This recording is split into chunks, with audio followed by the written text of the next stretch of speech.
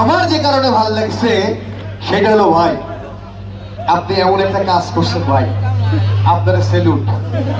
কেন স্যালুট কেউ জানে না, শুধু আমি বলবো। কারণ হচ্ছে ভাই, আমার সারা জীবনের একটা জ্বালা আজকে আপনি মিটাইছেন। সেইটা হলো আপনি মোটামুটি 6 থেকে 7 বার এই মেয়েটারে একটু দেখেন কি করছেন, ঘুরান একটু ঘুরান ভাই। প্রতিশোধ হয়েছে, প্রতিশোধ। কারণ জীবনে বহুত মেয়েরা ছেলেদেরকে ঘুরাইছে, কিন্তু আজকে এই ভাই একটা মেয়েরে 7 বার ঘুরাইছে। থ্যাংক ইউ ভাই, আপনাদের জন্য অভিনন্দন, থ্যাংক ইউ। আচ্ছা ইয়া মানে শুধু তো ডান্সেরই কাপড় নাকি ভাই? আমাদের সবার কাজ শুরু। আচ্ছা, আর কিছু শুরু করে না, আমার হাত ধরে যায়,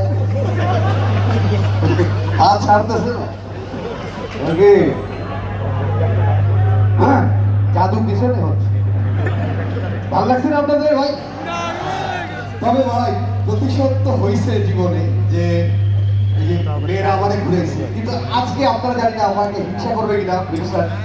মানে জীবনে এরকম দিন আসবে আমি কখনো কল্পনা করিনি, তা আবার সেই মিলিয়নে। আজকে আমার জন্য 10-12টা মেয়ে লাইন ধরে অপেক্ষা করছে ভাই। আমি জানি হিংসা করতেছে, কারোর জন্য এরকম হয়েছে? কখনো লাইন ধরে অপেক্ষা করছে? করে নাই।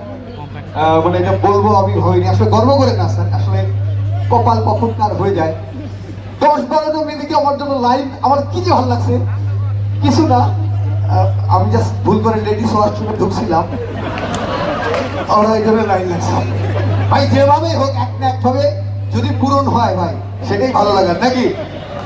ওকে, কেমন লাগছে আজকে?